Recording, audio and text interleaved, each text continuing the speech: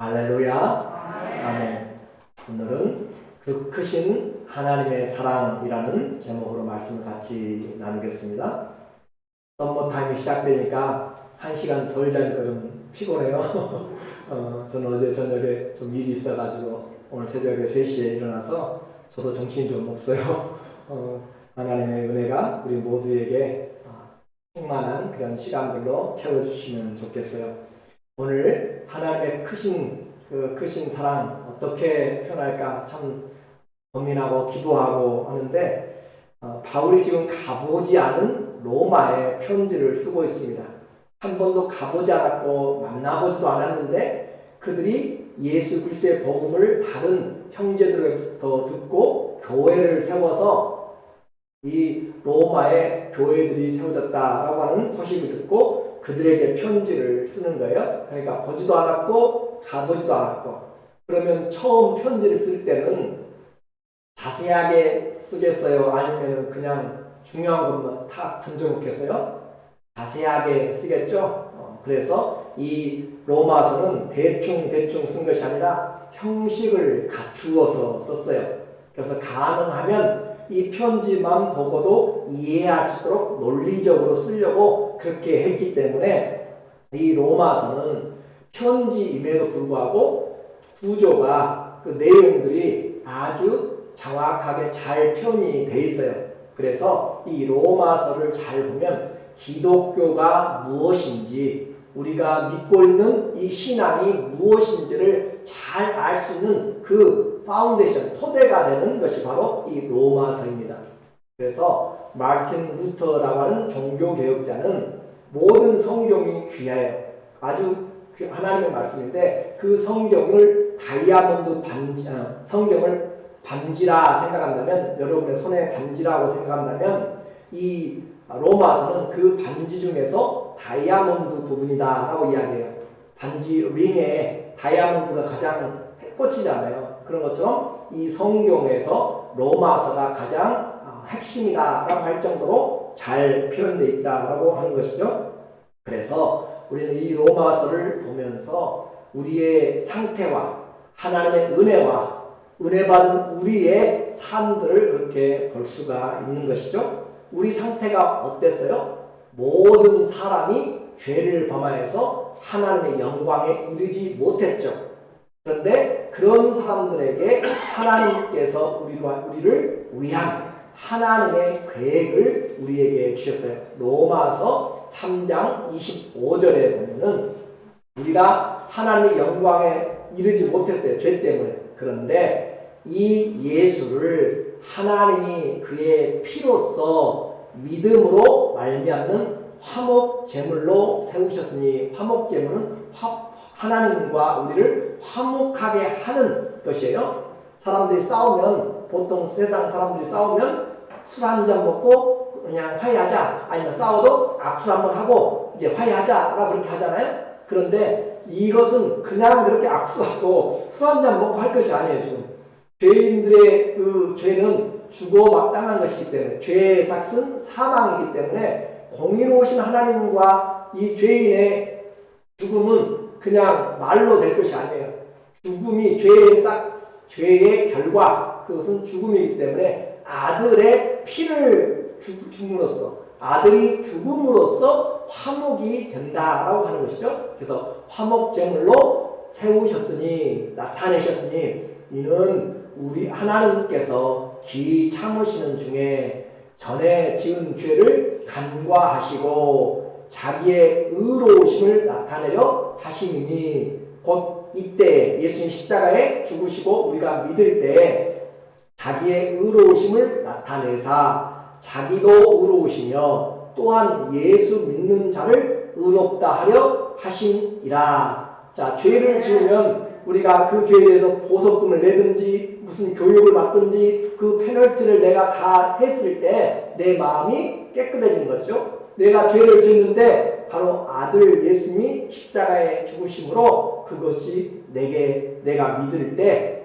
우리에게 의롭다 하심을 얻게 하셨다. 자, 그러면 이제 우리는 이런 내용을 잘 알고 수없이 들었어요. 이제 그 주님을 믿는 우리는 어떤 존재가 되었는가, 이것이 오늘 우리 그리스도인들에게 너무 많이 힘들어진, 알지 못하고 알면서도 행하지 못하는 것이에요. 그 죄의 사함을 받았고 하나님과 어떻게 됐다고요? 화목하게 됐어요. 하나님과 화목하게 됐어요. 싸움하다가 하나가 됐어요. 그러면은 즐거움이 나타나요? 아니면은 여전히 기분이 안 좋아요? 즐거움이 나타나는 거죠. 사이가 안 좋다가 화목하게 됐고 풀어지게 됐고 그랬으면은 얼마나 기쁜지 몰라요. 하나님과 우리가 하나가 됐어요. 화목이 됐어요. 얼마나 기쁜가. 그래서 하나님과 화평을 누리자라고 그렇게 이야기하고 있고, 또 우리가 서 있는 자리가 은혜 받은 자리다라고 그렇게 이야기해요. 우리가 서 있는 자리, 은혜 받은 자리, 성도가 가는 자리, 은혜 받은 자리, 나는 은혜 받은 사람이에요. 그래서 또 은혜가 보이지 않거든. 은혜 주신 하나님, 은혜 보좌 앞으로 기도하면 은혜의 보좌 앞에서 은혜가 우리에게 오고요. 은혜의 말씀이, 하나님 말씀이 은혜예요. 그래서 하나님 말씀을 보면 우리에게 은혜가 와요. 우리는 은혜 받은 자로 하나님이 우리에게 그렇게 주셨어요. 뿐만 아니라 우리로 하여금 고난 중에도 환난 중에도 소망으로 기뻐하게 하셨어요. 그래서 5절에 보니까 이제 하나님의 사랑이 나타나고 있어요.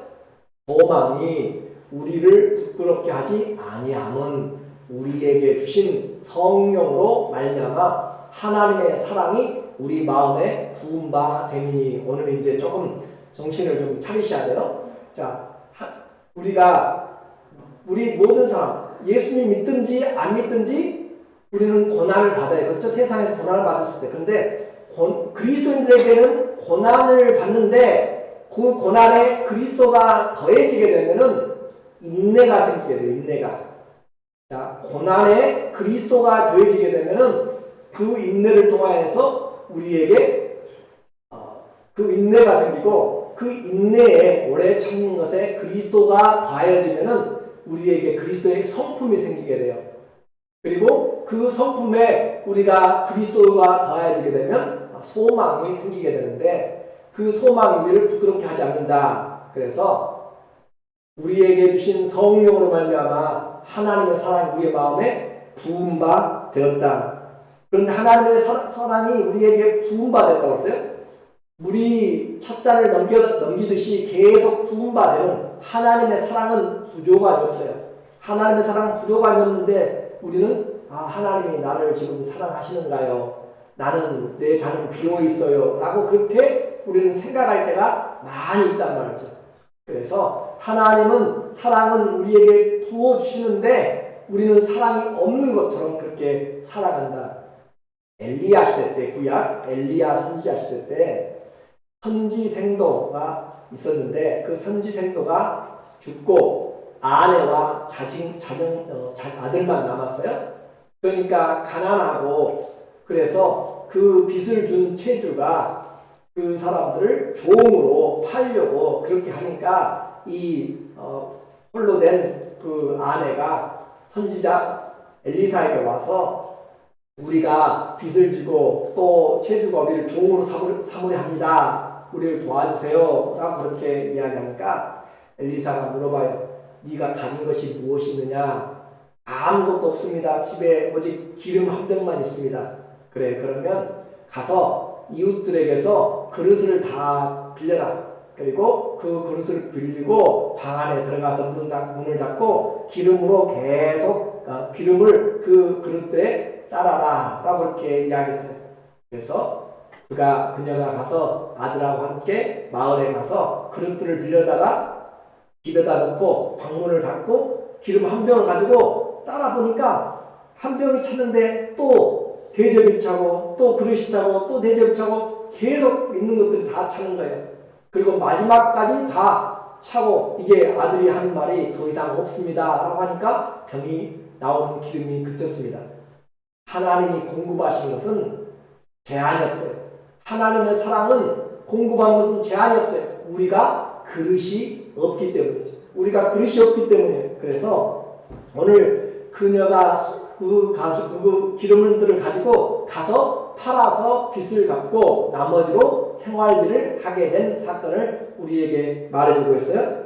오늘 그가 얼마나 순종했느냐에 따라서 설마 이 기름이 나오면 얼마나 나오겠어 라고 생각해가지고 한 10병만 빌렸다면 10병만 값을 얻겠죠. 그러나 선지자의 말을 믿고 하나님의 그 입을 넓게 열라는 말을 듣고 한 500개의 그릇을 갖다 왔다면 그 500개를 다 채워서 팔게 되는 것이죠. 오늘 순종한 만큼 하나님의 사랑이 우리에게 와 있는 것이에요. 순종한 만큼 깨닫게 되는 것이에요. 그래서 하나님이 사랑이 없다고 하지 말고 내가 하나님의 사랑을 보지 못한다라고 오늘 봐야 돼요. 그래서 여러분 우리가 보지 못하는 사랑을 보여주기 위해서 바울이 지금 오늘 이 편지를 쓰고 있는 것이에요. 하나님의 사랑은 말로 형용할 수 없고 그 크신 사랑은 바다를 먹물 삼고 하늘을 두루마리 삼아도 쓸 수가 없다는 그런 하나님의 사랑인데 지금 우리는 그 사랑을 보지 못하고 있어요. 사랑에도 크기가 있어요. 사랑에도 크기가 있다고요. 그래서 사랑은 사랑을 주는 사람, 또 사랑을 받는 사람의 신분, 또 어떤 것을 주었는가에 따라서 달라지게 됐어요. 예를 들어서 어떤 사람이 회사에 이제 지원을 해가지고 아직 회사에 합격 통지서를 받지도 않았어요.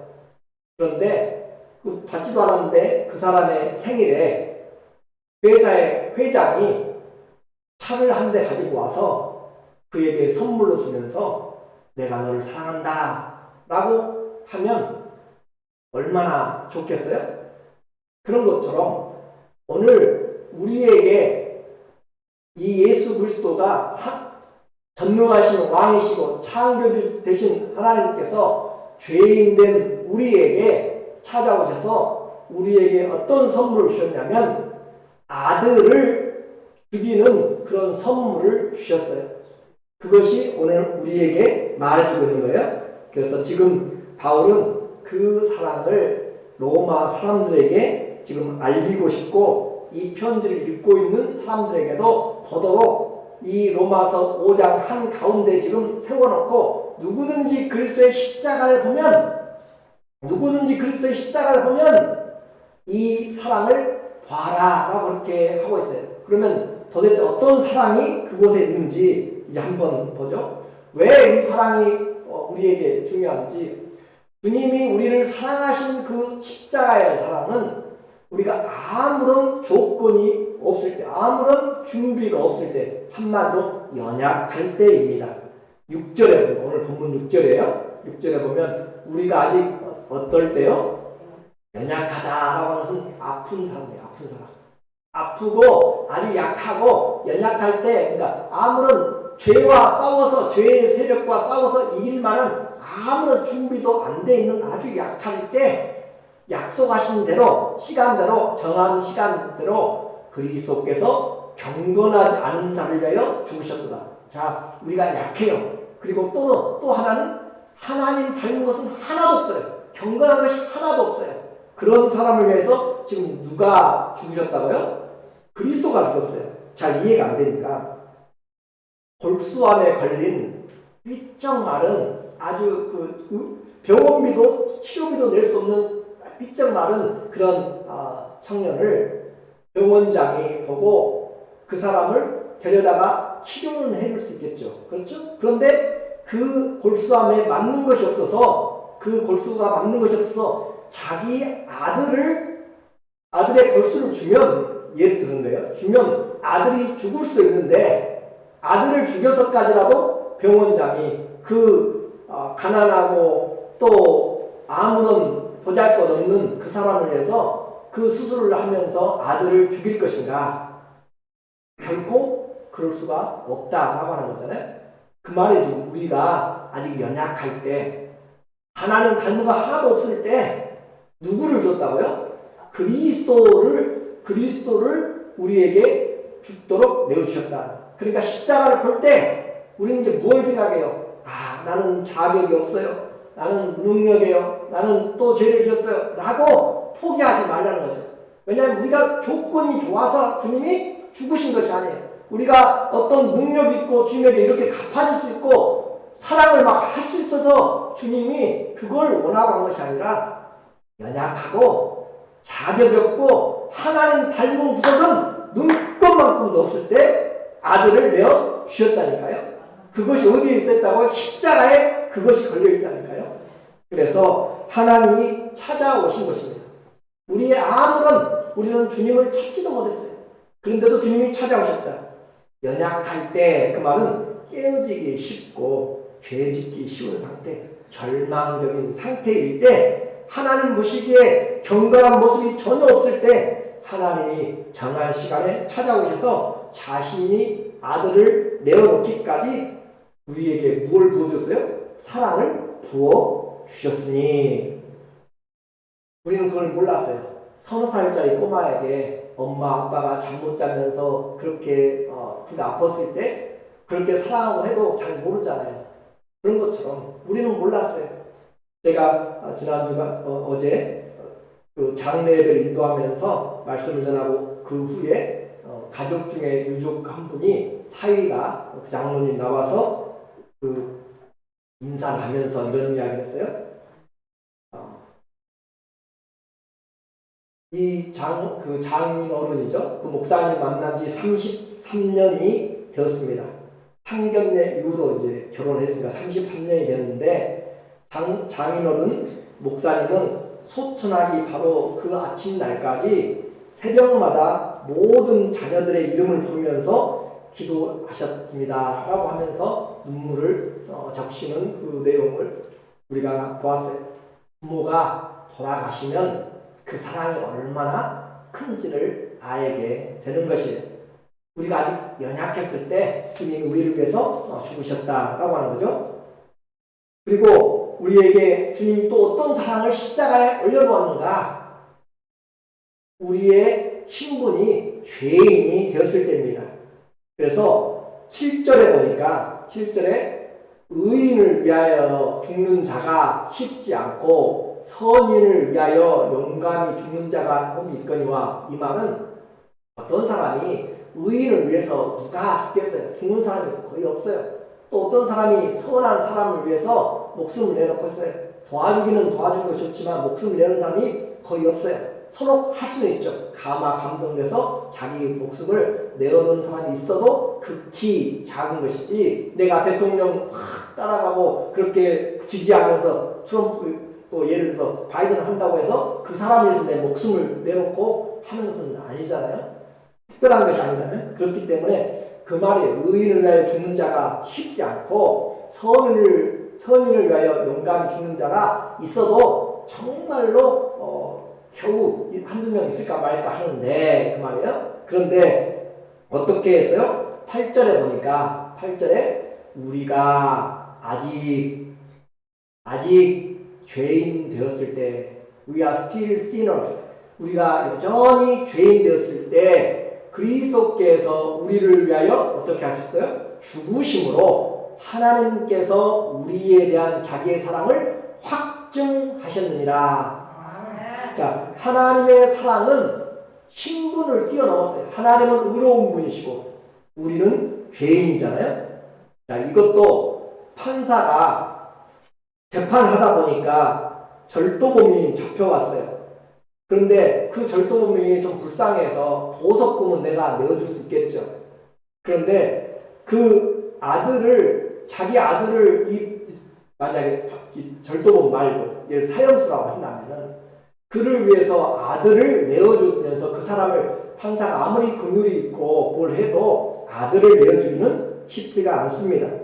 그런 것처럼 오늘 우리가 다른 사람을 도와주려고 해도 솔직히 여러분 우리 다 계산하잖아요. 다 계산하면서 도와주잖아요. 힘든 사람을 도와줄 때도. 그렇게 힘들어요. 그런데 그 도와주려고 했는데 그 사람이 어떻게 판명됐어요? 범죄자로 판명됐어요. 범죄자로 판명됐으면 에이 또 마약하겠지, 에이 또 이 사람 나쁜 곳에 쓰겠지 라고 생각하면서 마음 접는 사람이 많지, 그 사람을 위해서 내가 그분 태우고 다니면서 또 돈 써가면서 그분을 위해서 내 아들 목숨까지, 예를 들어서 아들한테 가서 내가 그를 살려내야 되는데 그 시간 놔두고 가서 지금 이 사람을 도와주고 죄인을 위해서 그렇게 해줄 사람이 누가 있겠는가 라고 하는 것이에요. 우리는 목숨을 바칠 만한 가치가 여기고 있다는 사람도 그들을 위해서도 우리 자신을 목숨을 내어놓기 어려운데 죄인을 위하여서 그리스도께서 무엇을 내어놓으셨다고요? 목숨을 내어놓으셨다. 그래서 여기서 하고 싶은 말씀이 뭐예요?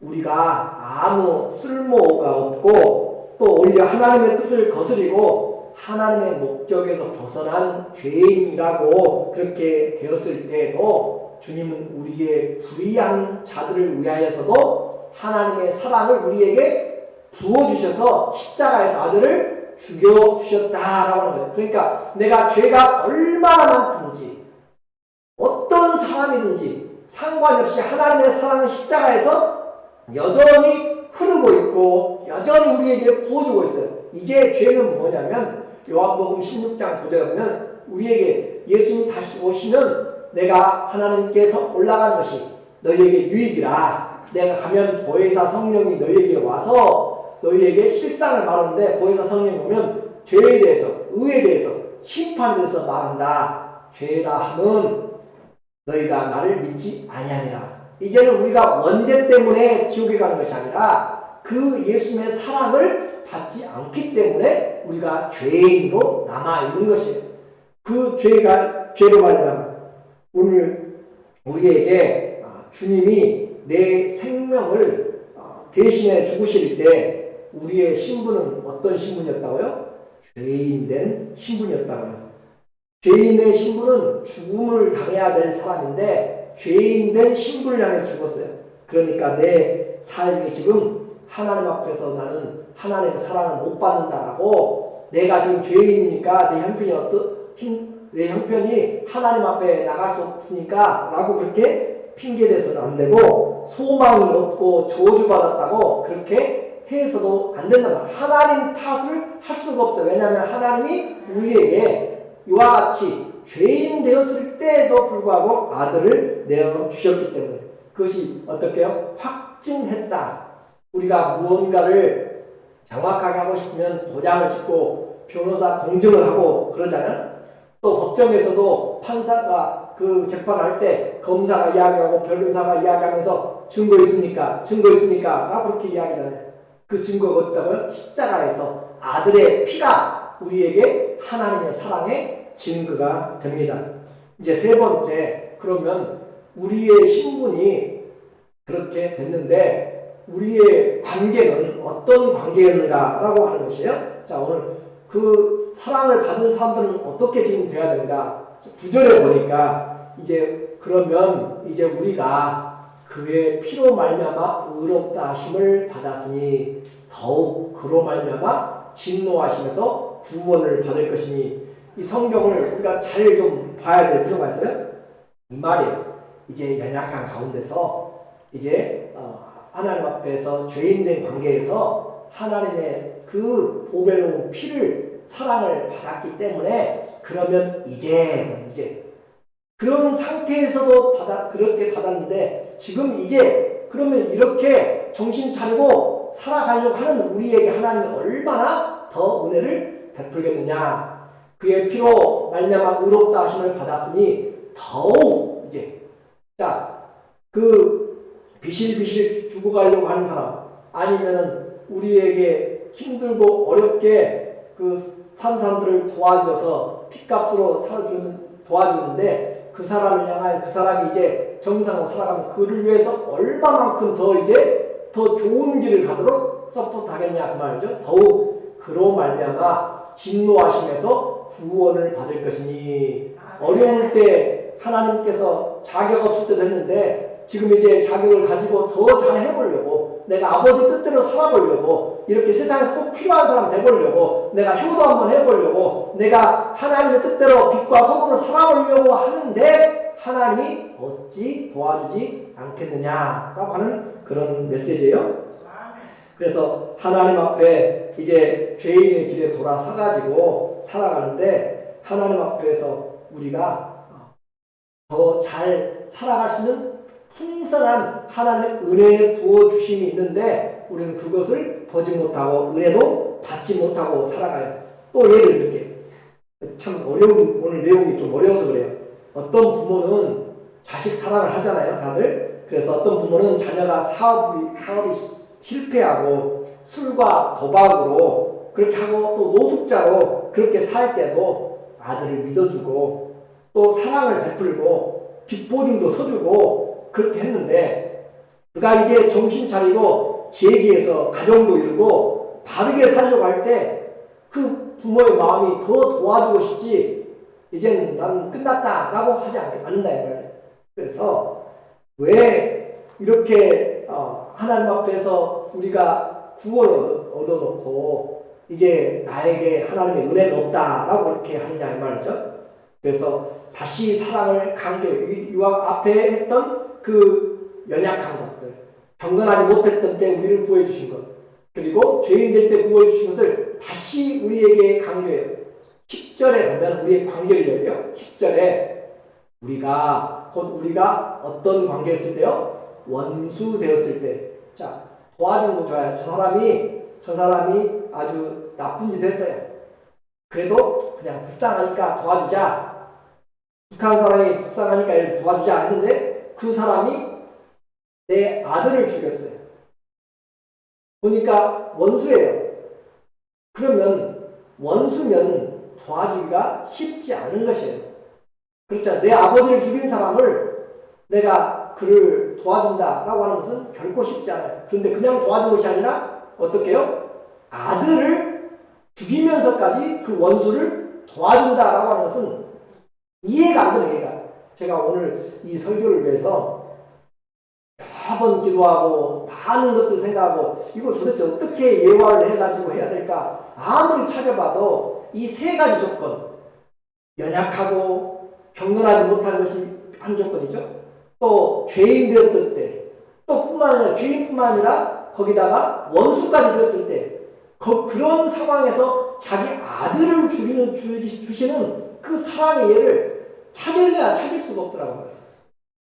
오직 성경에서만 이 예수님만 그 사랑을 지금 이야기하고 있는 것을 보면서 제가 어떻게 표현을 못해서 하더라도 여러분이 좀 이해를 좀 하시고 이와 같은 주님의 사랑이 지금 어디에 걸려있다고요? 십자가에 지금 걸려서 십자가에서 사랑의 피가 계속 부어지고 있어도 우리는 전혀 하나님 나를 뭘 사랑했는데요? 나에게 뭘 줬는데요? 라고 그렇게 하고 있단 말이에요. 그러니까 주님이 주시고자 하는 화평함도 없어요. 은혜의 자리에 있어도 은혜가 뭔지를 몰라요. 우리 장로님 기도하실 때 매일 마시는 물과 깨끗한 공기가 얼마나 감사한지를 몰라요. 한국에 전화할 때마다 오늘은 황사 먼지가 무슨 먼지죠? 아무튼 그 안 좋은 것들이 많아가지고 우리는 감사한 것들을 알지 못하는 그런 것으로 하나님의 사랑이 없으면 우리는 이 자리에 있을 수가 없어요. 소망도 없어요. 그럼에도 불구하고 우리는 그것을 잊어버리고 하나님의 사랑이 없다고 하면서 내 안에 화평도 없고 기쁨도 없고 예수 믿는 즐거움이 하나도 없어요. 돈 벌 때는 좀 즐겁고 먹을 때는 좀 즐겁고 그렇죠. 오늘 우리에게 말씀하여 10절에 곧 우리가 어떤 관계였어요? 원수 되었을 때 원수를 위해서 내 아들을 내어주기는 저는 못하겠어요. 원수에게 솔직히 제 아들 딸들을 내 원수에게는 못 주겠다고. 나라를 위해서는 주겠지만 주님을 위해서 주겠지만 또 모르죠. 주님이 주라고 하는 그런 것처럼 원수 되었을 때 그의 아들의 죽으심으로 말미암아 하나님하고 어떻게 됐어? 이제 원수가 친구가 됐어요. 원수가 하나가 됐으면 제가 이야기했죠? 자, 싸우고 나서 악수하고 술 한잔 먹고 하나가 됐으면 기뻐요? 안 기뻐요? 기쁘잖아요. 하나님과 하나가 됐고 화목해 되었으면 얼마나 즐거운가. 자, 화목해 된 자로서는 이제 여기서 또 나와요. 이와 같이 화목시켰어요.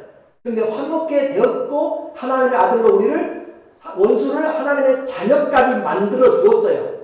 그러면 자녀까지 되었으면 얼마나 하나님의 지원을 받고 얼마나 하나님의 인도하심을 받고 얼마나 하나님과 함께 살 수 있는 특권을 더 하나님이 주시겠는가 그 말이에요. 그래서 화목해 된 자로서는 더욱 그의 살아나심으로 말미암아 구원을 받을 것이니라. 하나님의 복이 줄줄이 따라오는데 그것을 우리는 보지 못한다. 오늘 이것이 십자가의 구원은 죄에서 구원으로 한 번으로 끝난다는 말이 아니에요.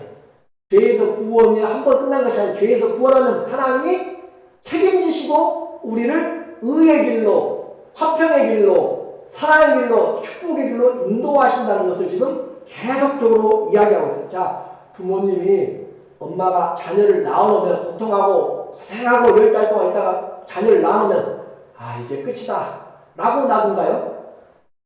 그러신 부모 계세요? 안 그러잖아요. 낳았으면 이제 더 잘 키워보려고 정말 차 운전해가면서까지 여러 가지로 다니면서 학원도 보내고 막 그러잖아요. 그 말에 주님께서 우리를 화평케 했으면 그 화평한 자를 하나님이 누리는 하나님의 성품을 닮아가게 하려고 하나님이 계속 은혜를 부어주시고 화평한 자가 기쁨을 주시려고 계속 하나님이 길을 열어주시고 그렇게 하신다.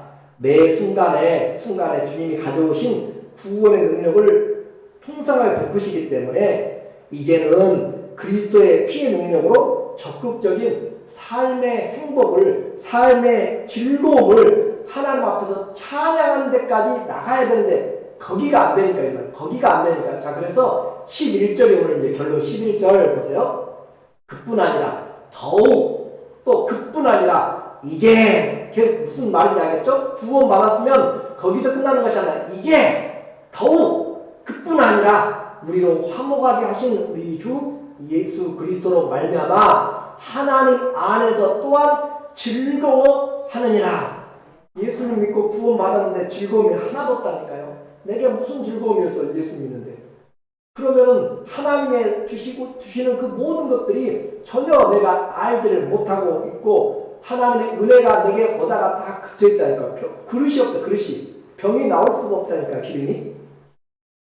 오늘 우리에게 여기서 즐거움 이야기인데 여기서는 자랑한다 그 말이에요. 원래는. 그러니까 여러분이 자식 자랑하고 부모 자랑하고 돈 자랑하고 건강 자랑하고 하는 그런 말이에요. 뭘 자랑하냐면 하나님 자랑한다는 그 말이거든요. 하나님 안에서 또한 즐거워하다면 하나님 안에서 하나님을 자랑해요. 우리 하나님은요 이렇게 해주셨고요. 우리 하나님은 이렇게 좋아요. 우리 하나님은 이렇게 하나님을 자랑하고 싶어가지고 견디지 못하는 것이 즐거운 거예요. 자식이 잘 되고 여러분이 뭔가 잘 되면은 말하고 싶어가지고는 안 다르잖아요.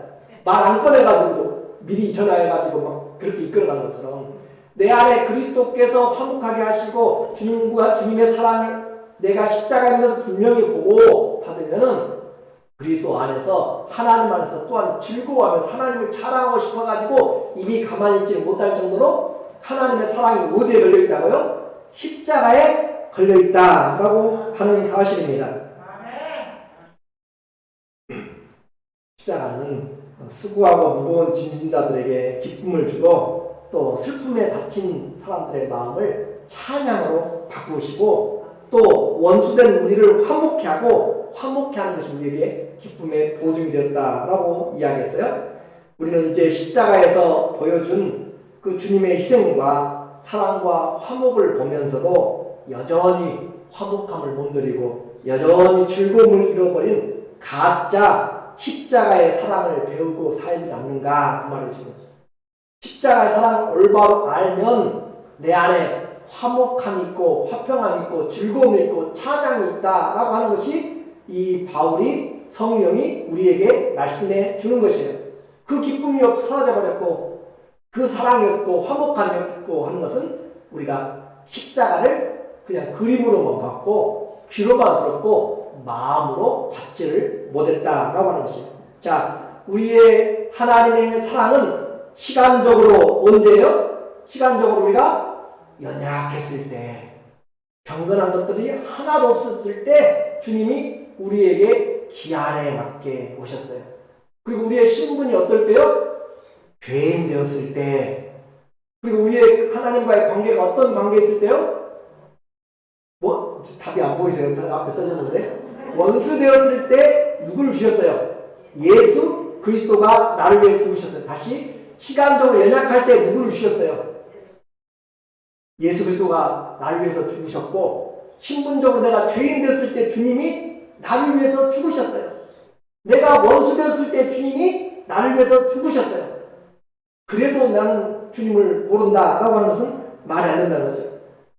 저주와 죽음을 끊어내기 위해서 자기 몸을 내어주신 하나님의 십자가의 사랑을 믿는다면 내게 또 다른 원수는 없어야 되고 화목하지 못하는 관계가 되어서는 안 됨을 이야기하고 있어요.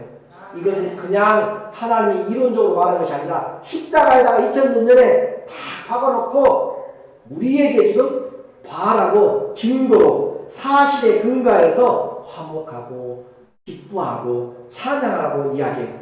자, 갈보리 십자가 위에서 우리가 반드시 보아야 될 것이 있습니다. 십자가 찬양만 하지 말고 십자가에서 반드시 보아야 될 것이 있어요. 뭘 봐야 한다고요? 화목한가. 하나님과의 화목만이 아니라 우리가 서로 화목한가. 십자가에 뭐가 달려있는데 하나님의 그 화목한 것이 달려있기 때문에, 매달려있기 때문에. 또 십자가에서 우리가 봐야 될 것이 뭐예요? 하나님의 사랑이 흐르고 있음을 확인해야 돼요. 그럼 우리도 사랑이 흘러가야 되는 것이죠. 또 십자가에 뭐가 분명히 휘날리고 있어요? 하나님의 기쁨이 휘날리거든요. 하나님의 기쁨이 있어요. 그래서 우리에게 그 기쁨을 가지고 십자가를 바라볼 때 그 십자가가 우리에게 능력이 되고 십자가는 과거 지나간 그냥 역사적인 사실로만 그냥 있는 것이 아니라 지금 믿는 우리에게 더욱 이제는 그뿐 아니라 하나님으로 인하여 즐거워 한 데까지 나가는 것이 십자가를 내 마음에 받아 믿는 것이고 내가 십자가의 예수 그리스도의 그 은혜를 내가 알고 믿는 것입니다. 이제부터 우리는 십자가 때문에 화목하시고 십자가 때문에 사랑이 끊이지 않고 십자가 때문에 기쁨이 내 안에서 찬송으로 터져나오는 그런 하나님의 그 크신 사랑을 우리가 깨닫고 살아가는 우리 모두 되기를 예수님의 이름으로 축원합니다.